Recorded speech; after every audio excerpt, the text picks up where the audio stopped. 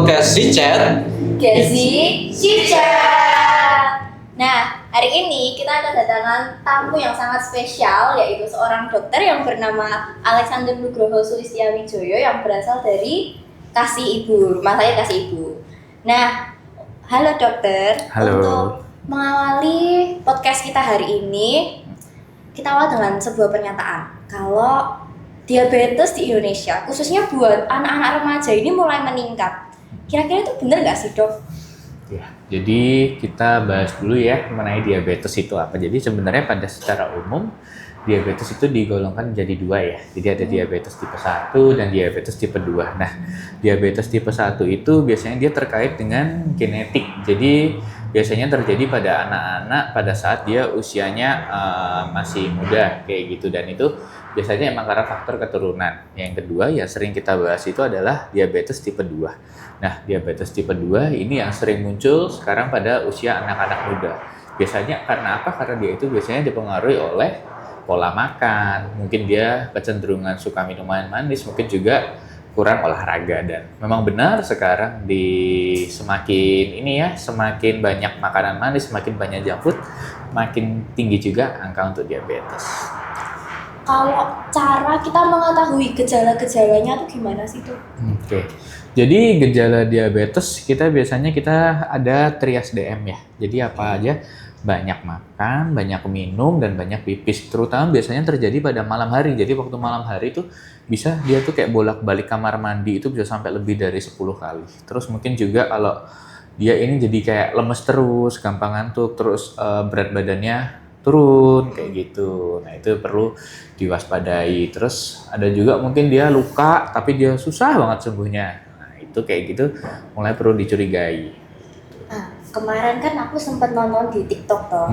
Katanya kalau misalnya lehernya tuh hitam-hitam kayak hitam banget gitu. Katanya itu juga tanda-tanda diabetes tuh, bener apa enggak tuh? Ya, sebenarnya tidak menjamin ya. Cuman kalau seperti itu memang harus kalau misalkan memang ada faktor kecenderungan, mungkin emang dia gendut atau mungkin punya tipikal suka banget nih makan makanan yang manis kayak gitu, dan juga mungkin di keluarga juga ada yang punya riwayat gula ya. Lebih baik bisa cek gula kayak gitu. Iseng-iseng aja cek kira-kira tinggi atau enggak. Nanti kalau misalkan masih normal masih oke. Tapi kalau misalkan ternyata dia tergolongnya tinggi ya mungkin itu nanti yang perlu dicek lebih lanjut kayak gitu. Kalau untuk cara menghindarinya itu berarti dengan cara menjaga pola makannya itu tersendiri ya? Jadi dari pola makan bener. Jadi kan sekarang itu banyak sekali makanan-makanan, contoh-contohnya ciki atau mungkin minuman-minuman ya kan, kita sekarang tuh banyak banget promo. Nah itu tuh kadang itu takaran gulanya itu melebihi kebutuhan kita normal sehari-hari, dan kita kan sering banget itu. Nah itu yang harus dijaga, kita harus ngurangin itu kayak gitu. Dan kita harus tahu kebutuhannya tuh sebenarnya seberapa sih. Maksudnya kalau kok hari ini aku udah minum manis terus ya, nah kayak gitu kita tuh harus mulai dipikirkan kayak gitu, biar nanti di masa tuanya nggak tiba-tiba kena diabetes kayak gitu. Kalau dari misal pola hidup sendiri biasanya kalau yang perlu diperhatikan tuh yang kayak gimana? Jadi gini, kalau dari pola hidup dari ini ya harus yang aktif ya sebenarnya, kalau bisa yang aktif dan diperhatikan dari pola makan. Jadi pola makan sebenarnya kalau yang secara yang sehat itu kita sebutnya yang healthy palate itu ya, atau isi piringku. Itu biasanya dia tuh jadi gini, kalau makan tuh dibagi dari, katakanlah kita gambarin piring tuh. Piring setengahnya itu diisi oleh buah dan sayur. Seperempatnya itu diisi oleh karbohidrat, dan seperempatnya lagi diisi oleh protein. Protein itu bisa berupa daging kayak gitu. Nah, sebenarnya seperti itu. Nah, tapi juga harus diimbangi dengan tadi ya olahraga yang aktif kayak gitu. Itu sih. Kalau olahraga itu setahu saya ada kayak angkat beban sama kardio. Itu kalau misal begitu itu kayak harus seimbang apa emang saat-saatnya harus agak lebih intensitasnya lebih tinggi gitu? Sebenarnya kalau olahraga ya sebenarnya nggak perlu sampai angkat beban terus harus lari gitu, enggak. Yang penting aktif aja. Jadi kita jangan mageran lah, kan anak sekarang sukanya kita mager ya. Yang penting jadi gini ya, aktif jalan, mungkin berjemur kayak gitu nggak apa-apa, udah cukup. Tapi kalau memang pengen yang bener-bener kayak badannya fit kayak gitu ya, itu ya mungkin baru sampai harus sampai olahraganya yang sampai berat kayak gitu. Tapi kalau hanya untuk jaga kesehatan, yang penting aktif aja ya, rajin jalan kaki kayak gitu-gitu nggak apa-apa, udah cukup sih. Terus kalau makan ya tadi ya balik kayak isi piringku tadi, sama hindarilah yang kayak kayak junk food kayak gitu-gitu.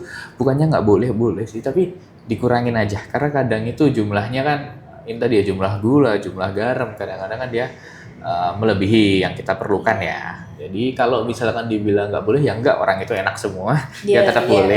Cuman jangan sering-sering kayak gitu aja. Kalau dari pola tidur, yang bagusnya itu yang gimana?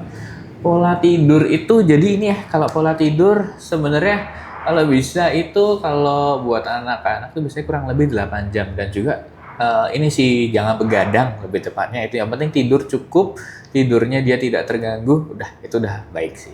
Kayak gitu.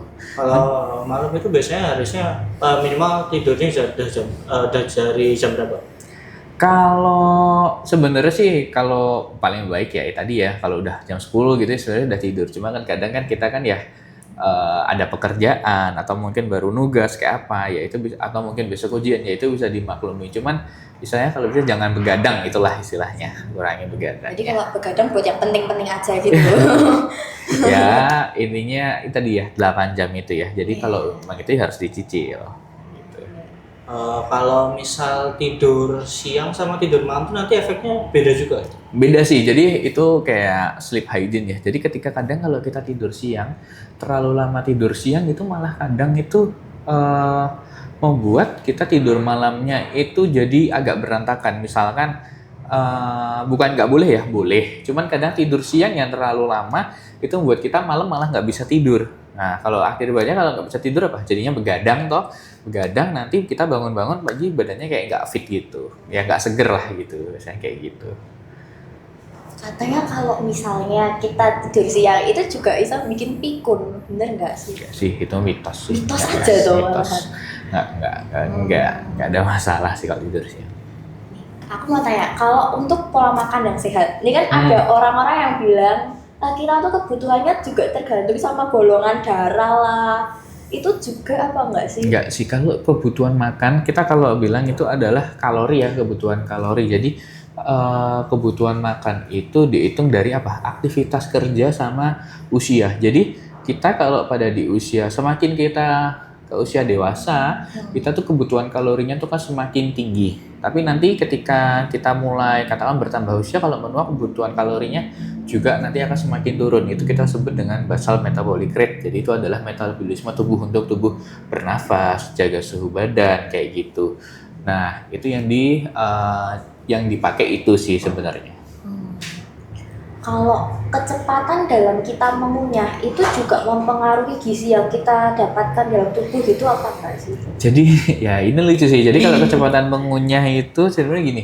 Kalau kita makan, katakanlah kita cepet-cepet, kadang itu kita jadi nggak sadar karena kita kan buru-buru ya, nggak sadar kalau sebenarnya kondisi perut tuh udah kenyang. Jadi ketika kita sudah waktu sadar tuh benar-benar perutnya tuh udah kerasa penuh. Nah biasanya kayak gitu malah sering terjadinya sering terjadi nanti malah jadi sakit mah, dispepsia kayak gitu. Sebenarnya makan ya yang baik ya, yaitu ya kita normal-normal aja kecepatannya, jangan cepet-cepet. Jadi nanti kalau emang perutnya kerasa kenyang itu ya kita bisa tahu gitu loh. Karena kalau cepet-cepet tuh nggak sadar loh, tahu-tahu udah kenyang dan banyak banget kayak gitu. Biasanya nanti jadi kayak perutnya nggak enak sih.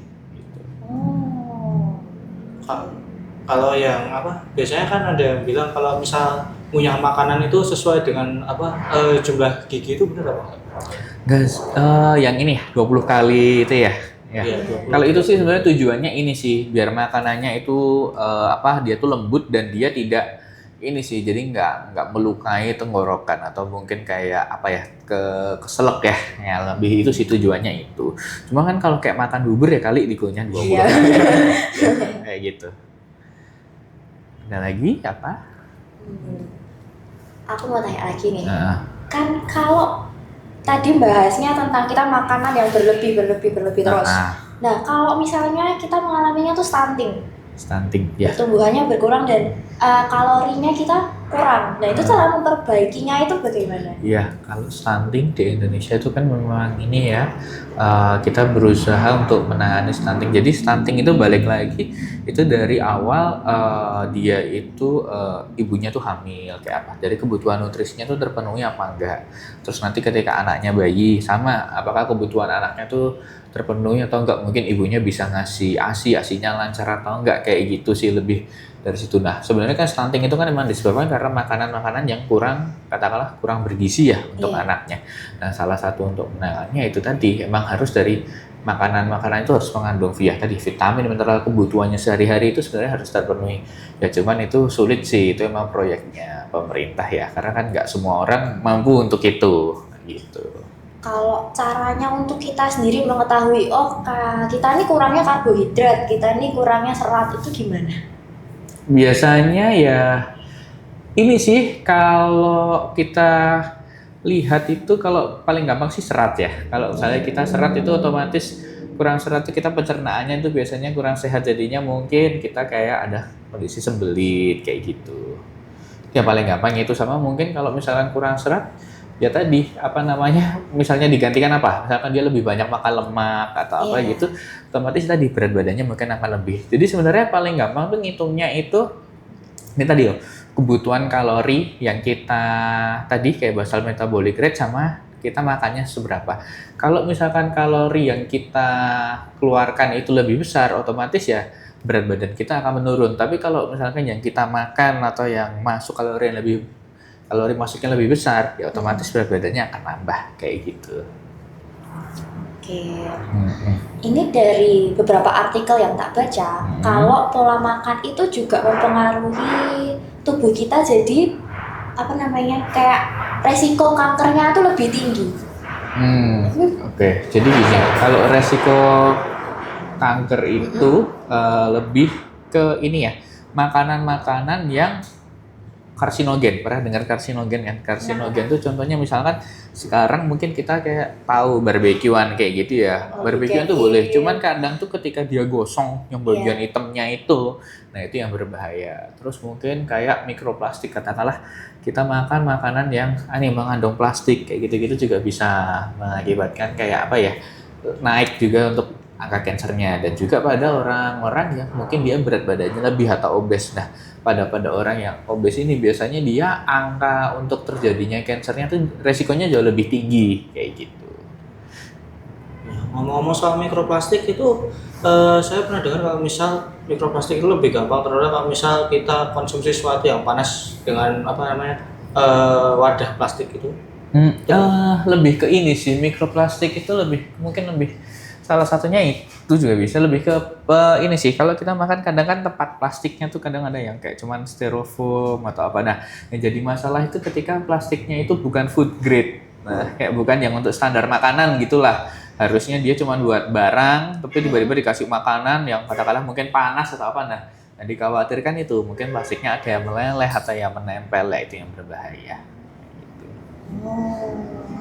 Kalau dari artikel yang beberapa yang saya baca, kalau kayak daging olahan kayak sosis itu juga bisa bikin kanker ya. Ya, dalam konsumsi yang berlebihan iya, karena dia dia kan mengandung ini ya, ada yang karsinogennya ya. Jadi ya itu memang bisa, dan dia lebih gampang membuat untuk obes karena dia kandungannya itu garam, terus gulanya tuh lebih tinggi. Jadi kalorinya juga tinggi sih kayak gitu. Jadi bukan nggak boleh ya, boleh, tapi tetap ini tadi jangan terlalu banyak di porsi. Terlalu banyak Ya. gitu. Kalau soal gizi, misal kayak protein gitu ya, orang-orang kan biasanya banyak tuh yang misal di sosmed itu kalau misal sebelum mulai olahraga biasanya minum kayak minuman protein gitu. Kalau menurut dokter gitu biasanya kayak gitu bagus nggak sih? Ya bagus sih kalau protein kan, pada hakikatnya kalau untuk ya olahraga ya dia tuh kan untuk makanannya otot. Kalau kita olahraga kan otomatis kan ototnya dipakai semua ya. Nah, dan mungkin otot itu ada yang robek, ada yang hancur kayak gitu kan, tubuh kan terus kan membuat kembali. Nah, dia membuat kembali makanannya lewat protein itu. Jadi kalau kita kebutuhan proteinnya kurang ya nanti ototnya jadi kurang baik. Makanya orang-orang yang tadi yang suka nge-gym, yang olahraganya kenceng itu dia bilangnya pasti perbanyak protein kayak gitu. Tapi kalau kita nggak olahraga secara rutin, lama-lama jadi lemak lagi ya.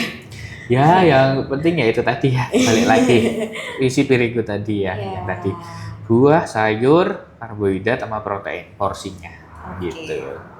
Oke, sebagai penutup, ada nggak nih tips buat kita para remaja di sini biar bisa menjaga pola makan yang sehat dan juga memiliki tubuh yang fit gitu, yang ideal?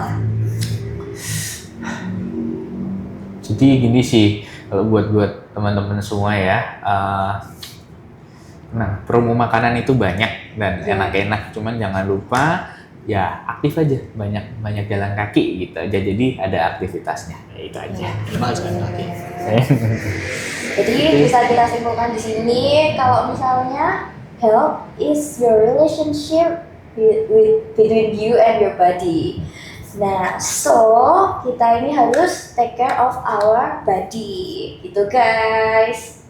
Thank you, makasih dong. Sama-sama. Thank you.